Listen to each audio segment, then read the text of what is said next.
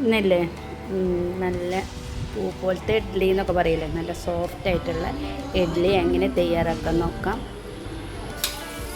പലരും പറയില്ലേ ഇഡ്ഡലി ഉണ്ടാക്കിയിട്ട് നന്നാവുന്നില്ല. ഒരു പണിയില്ല കേട്ടോ ഇഡ്ഡലി തയ്യാറാക്കാൻ. നമുക്ക് റേഷനിൽ നിന്ന് കിട്ടുന്ന ആ പച്ചരി കൊണ്ടാണ് ഞാനിന്ന് ഇഡ്ഡലി തയ്യാറാക്കിയിട്ടുള്ളത്. നല്ല സോഫ്റ്റായ പൂ പോലത്തെ ഇഡ്ഡലി തന്നെ കിട്ടിയിട്ടുണ്ട്. അപ്പോൾ അതെങ്ങനെ തയ്യാറാക്കാൻ നോക്കാം. അതിന് വേണ്ടി 2 കപ്പ് പച്ചരി ഒരു 6 മണിക്കൂർ കുതിർത്ത് വെക്കുക കേട്ടോ. അതിൻ്റെ കൂടെ തന്നെ 2 കപ്പ് പച്ചരിക്ക് 3/4 കപ്പ് ഉഴുന്ന് വേണം കേട്ടോ. ഇഡ്ഡലിക്ക് അരി പുതിർത്തി വെക്കുമ്പോഴേ നമ്മൾ ശ്രദ്ധിക്കേണ്ട കാര്യം എന്ന് പറഞ്ഞാൽ ഉഴുന്ന് വേറെയും അരിയും വേറെ തന്നെ ഇടണം കേട്ടോ. എന്നിട്ട് നമ്മൾ ആദ്യം ഉഴുന്ന് അരച്ചെടുക്കുക. 6 മണിക്കൂറിന് ശേഷം കഴുകി വൃത്തിയാക്കിയിട്ട് വെള്ളത്തിലിട്ട് വെച്ച ഉഴുന്നാണ്. ആ വെള്ളം തന്നെയാണ് ഞാൻ ഇതിലേക്ക് ഒഴിച്ച് കൊടുക്കുന്നത്. എന്നിട്ട് ഒരു തരി ഇല്ലാതെ നല്ല നൈസായിട്ട് ഉഴുന്ന് അരച്ചെടുക്കുക കേട്ടോ. ഉഴുന്നിൻ്റെ ഒപ്പം വേറെ ഒന്നും കൂട്ടരുത്. അരക്കുമ്പോൾ ഉഴുന്ന് അതുപോലെ അരച്ചെടുക്കുക. പിന്നെ ആണെങ്കിൽ ഉഴുന്ന് ഞാൻ വെള്ളത്തിലിടുമ്പോൾ 1 ടീസ്പൂണ് ഉലുവ കൂടി ചേർത്തിട്ടുണ്ട്. രണ്ടും കൂടിയാണ് കേട്ടോ അരച്ചെടുത്തിട്ടുള്ളത്. അപ്പോൾ ഇതേപോലെ ഇങ്ങനെ കുറച്ച് തിക്കായിട്ട് തന്നെ ഉഴുന്ന് അരച്ച് കിട്ടണം കേട്ടോ. ഇതുപോലെ പിന്നെ കിട്ടണം. നമ്മൾ ഇഡ്ഡലിക്ക് അരക്കുമ്പോൾ ഈ കാര്യങ്ങളൊക്കെ ശ്രദ്ധിച്ചാൽ മതി.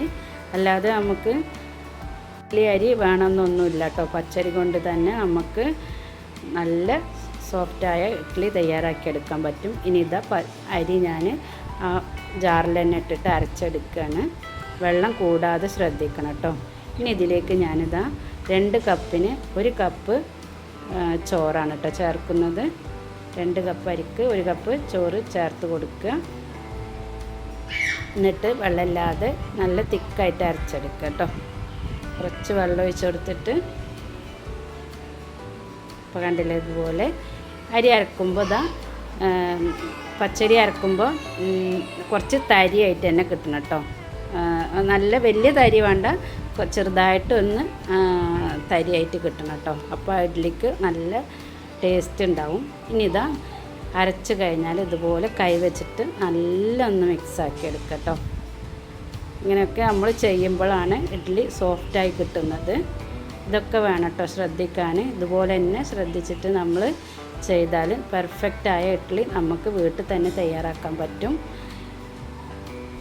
വേറെ ഒന്നും ഇതിൽ ചേർക്കണ്ട. പച്ചരി, ഉഴുന്ന്, ഉലുവ ഇത് മാത്രം കുറച്ച് ചോറ് കേട്ടോ. ഇനി നമുക്കിത് അടച്ച് വെക്കാം. രാവിലെ തുറന്ന് നോക്കിയപ്പോൾ നല്ല പൊന്തി വന്നിട്ടുണ്ട്, കണ്ടില്ലേ.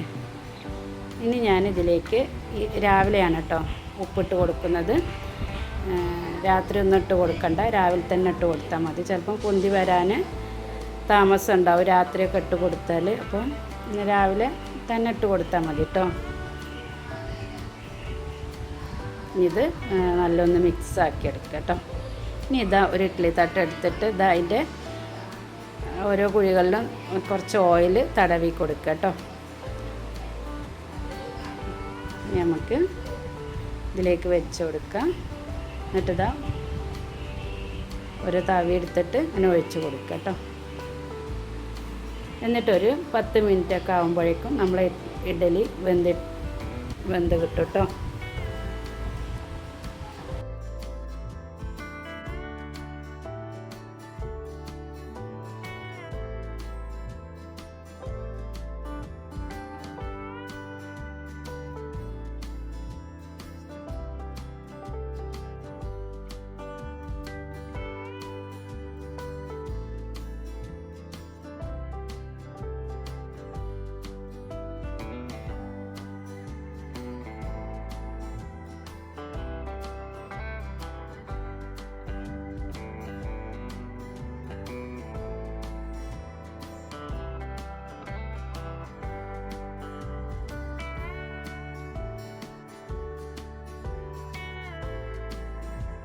നമുക്ക് ഇഡ്ഡലി വെന്ത് വരുമ്പോഴേക്കും ഇഡ്ഡലിക്ക് നമുക്കൊരു സാമ്പാർ തയ്യാറാക്കാം. സിമ്പിളായിട്ടുള്ള സാമ്പാറാണ് കേട്ടോ ഞാൻ തയ്യാറാക്കുന്നത്.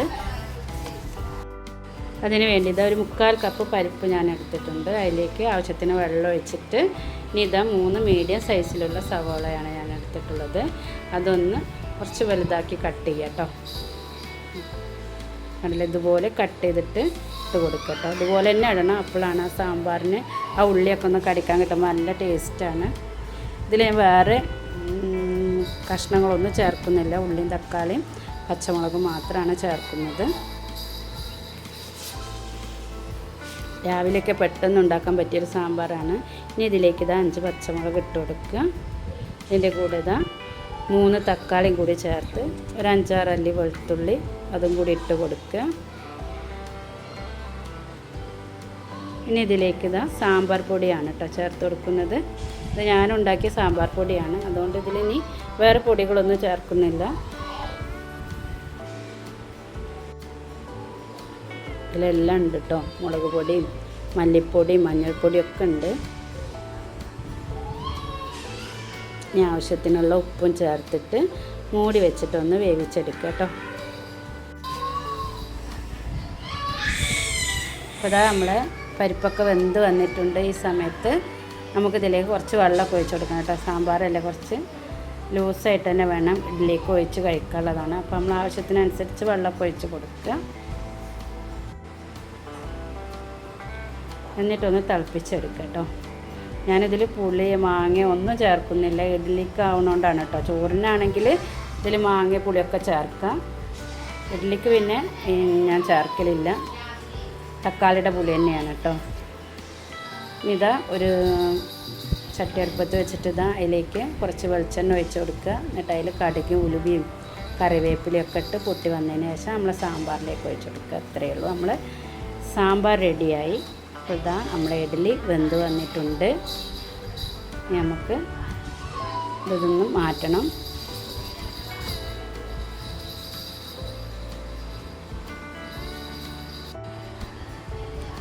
ഇനി ഇത് പെട്ടെന്ന് ഇതൊന്ന് വിട്ട് പോരാൻ വേണ്ടിയിട്ട് കുറച്ച് വെള്ളം ഞാൻ തെളിച്ച് കൊടുക്കുന്നുണ്ട് കേട്ടോ. പച്ചവെള്ളം തെളിച്ച് കൊടുക്കുക, പെട്ടെന്ന് അതിന് വിട്ടുപോരും.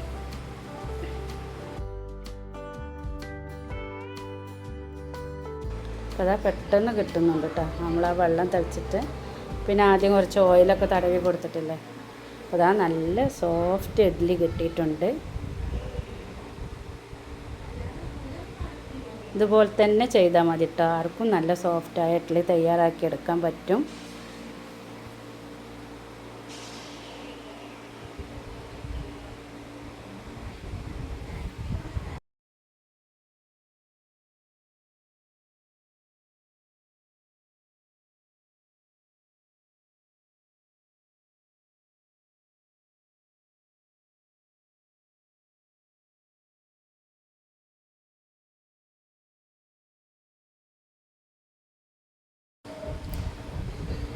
കണ്ടോ, നല്ല പൂ പോലത്തെ നല്ല സോഫ്റ്റായ ഇഡ്ഡലി തന്നെ കിട്ടിയിട്ടുണ്ട്. അപ്പോൾ എൻ്റെ റെസിപ്പി നിങ്ങൾക്ക് ഇഷ്ടപ്പെടുകയാണെങ്കിൽ ലൈക്കും കമൻറ്റും സബ്സ്ക്രൈബും ഒക്കെ ചെയ്യാം കേട്ടോ. Thank you.